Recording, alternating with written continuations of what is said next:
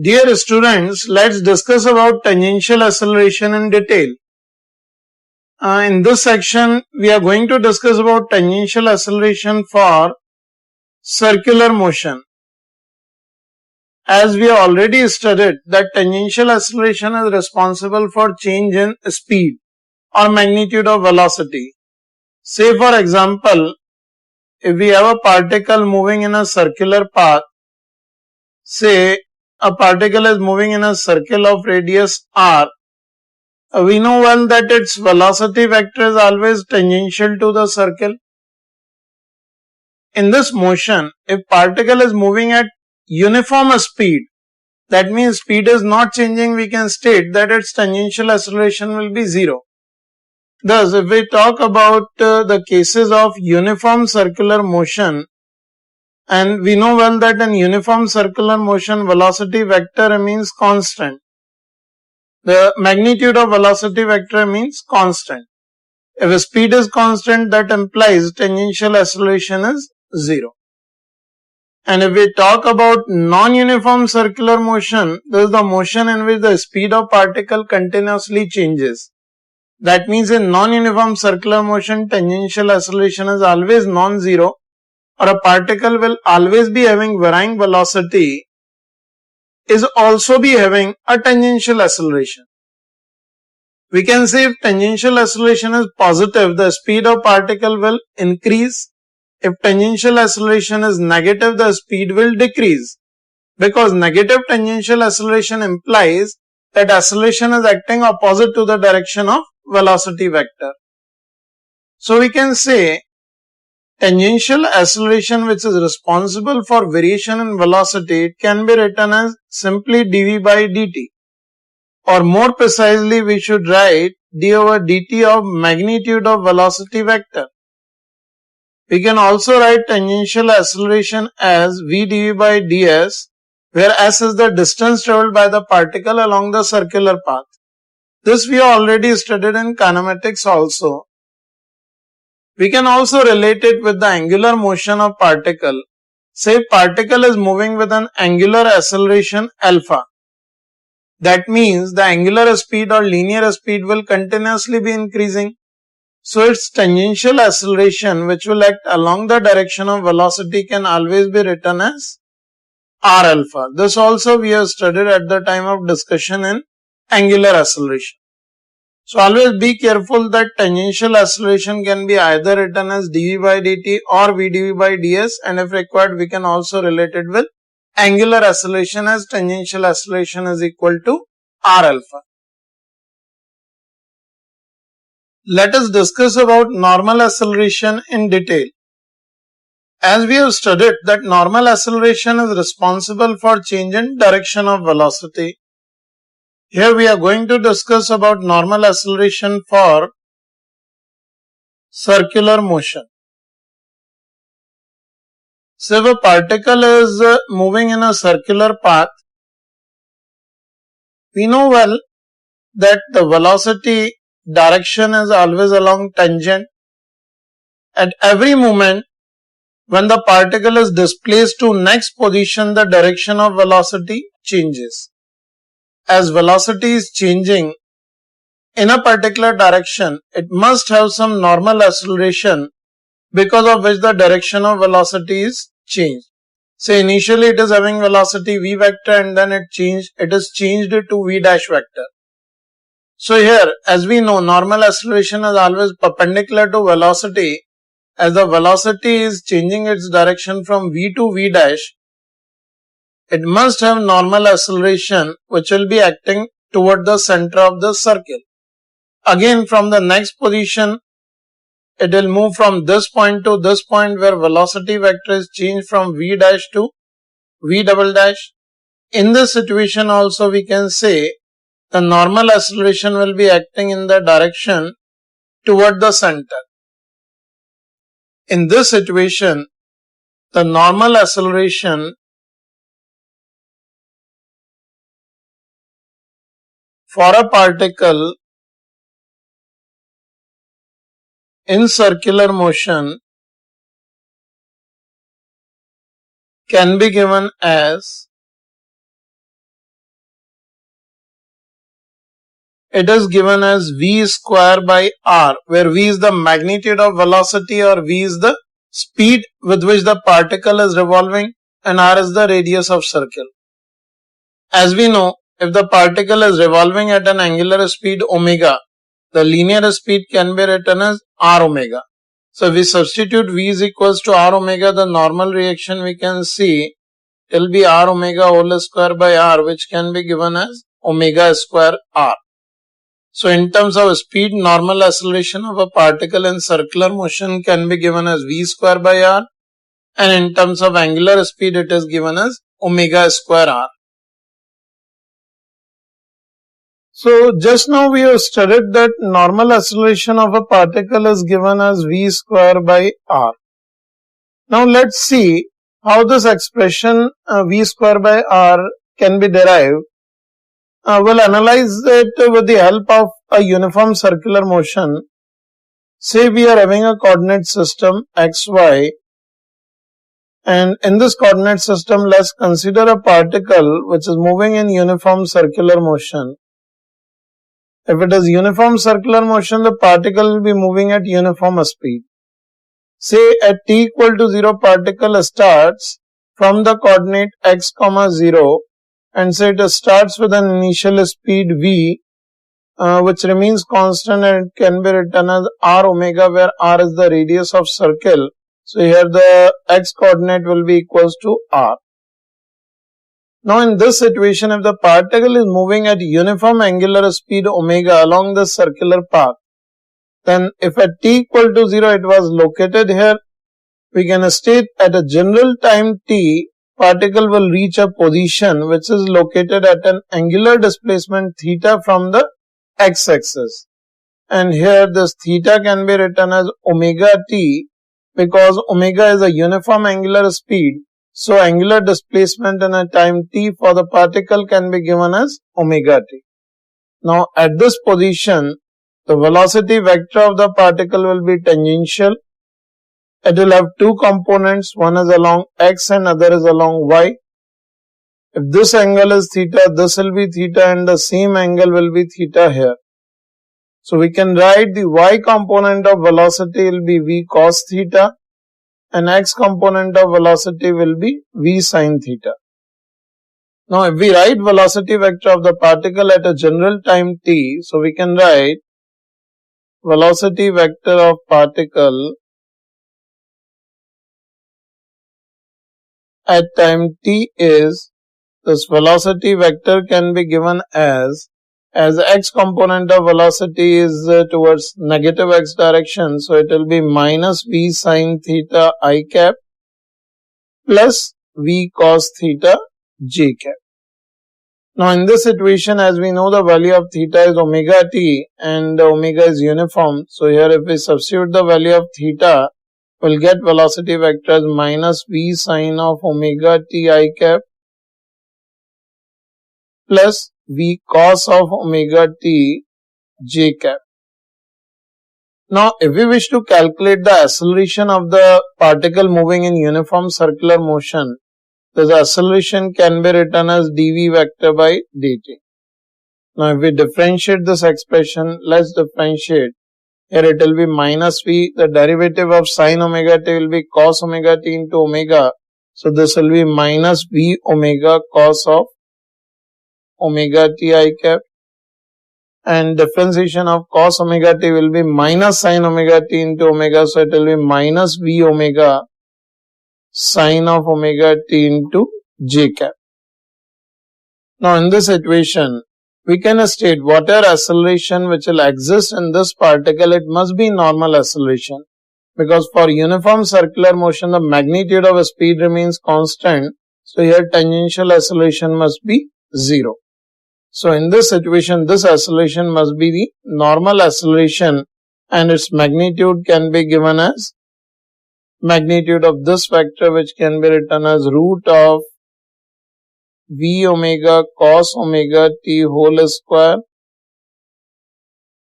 plus v omega sin of omega t whole square.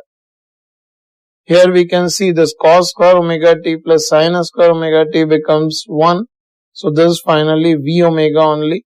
If we substitute the value of omega, we know that angular speed can be given as v by r. If r is the radius of circle, it can be written as v square by r, or if we wish to write v as omega r, this can be written as omega square r.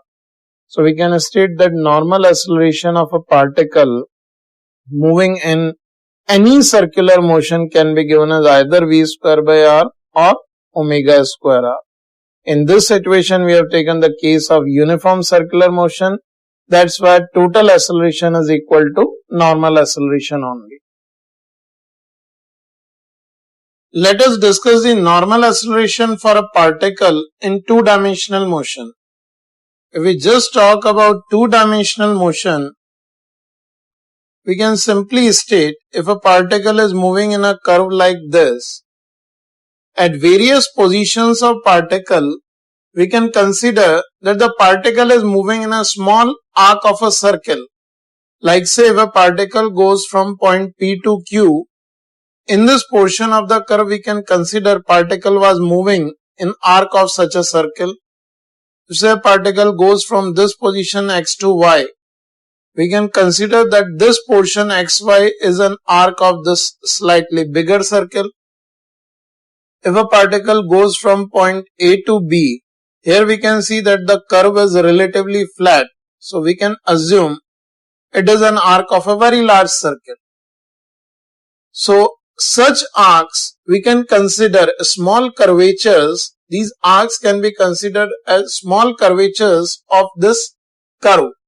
This is a two-dimensional curve or a trajectory in which a particle is moving. We can assume that particle is moving from P to Q in such a way that it is moving on a small circle. The center of this circle is regarded as center of curvature. Similarly, the radius of this circle, small r, the small r can be regarded as a radius of curvature.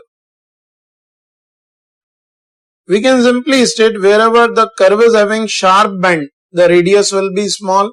If curve is relatively flat, you can say the radius is large.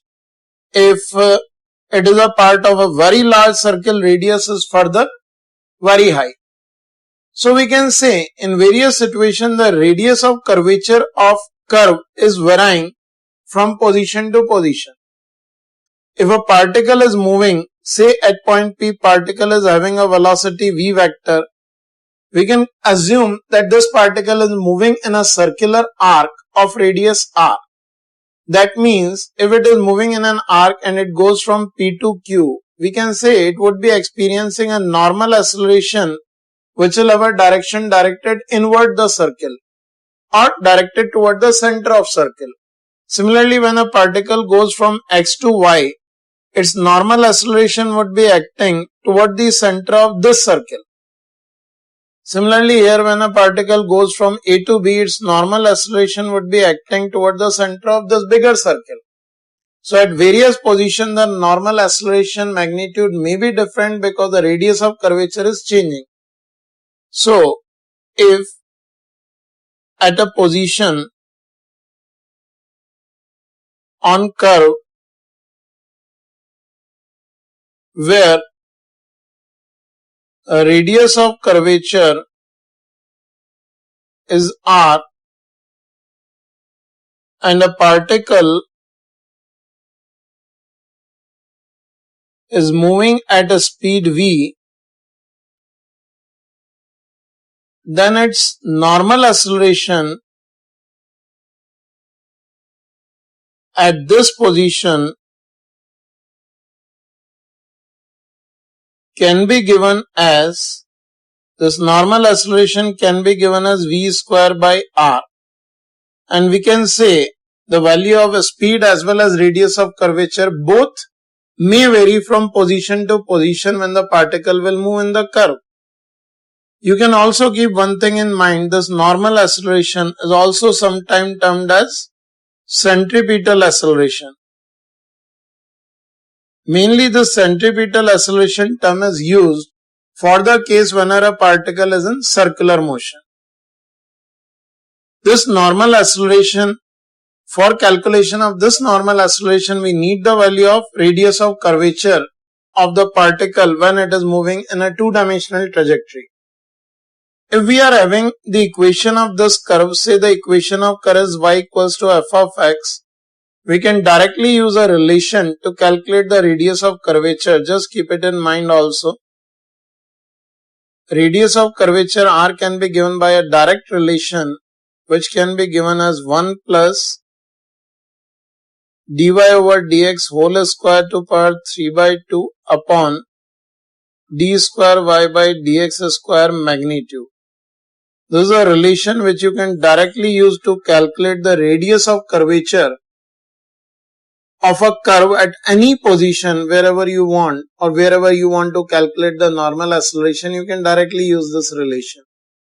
How the relation is derived, that you are going to study in mathematics in the section of coordinate geometry in class 12. But always remember, wherever the particle is, the direction of normal acceleration will always act inward toward the center of curvature at that particular section of the curve where particle is moving.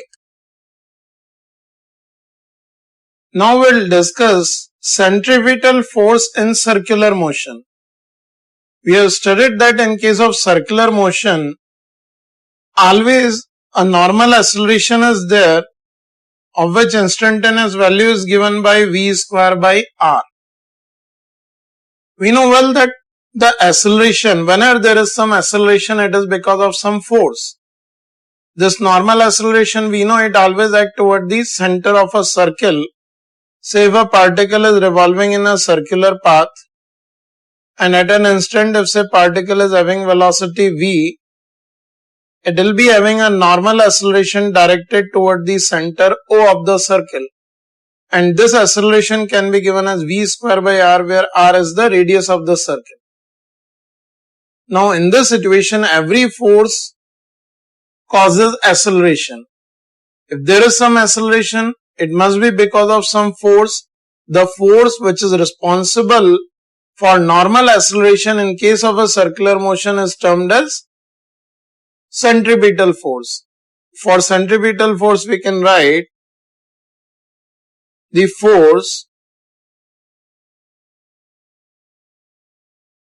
responsible for normal acceleration in a circular motion is called centripetal force. As normal acceleration is always toward the center of circle, we can state centripetal force will always act toward the center of the circle. Centripetal force always act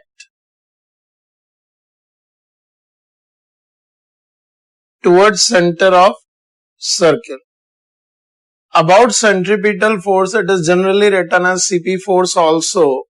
CP force, we can simply state always act toward the center of circle, and this is the force which is responsible for continuous change in direction of velocity vector. Without centripetal force, the direction of this velocity vector is not going to change. It is because of normal acceleration or centripetal force.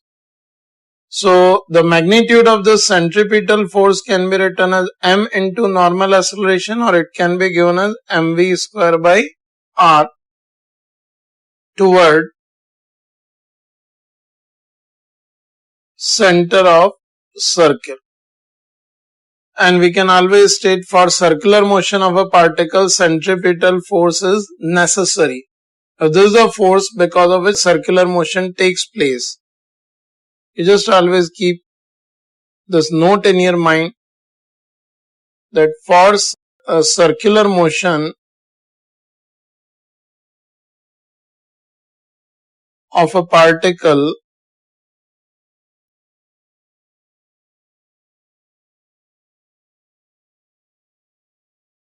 centripetal force is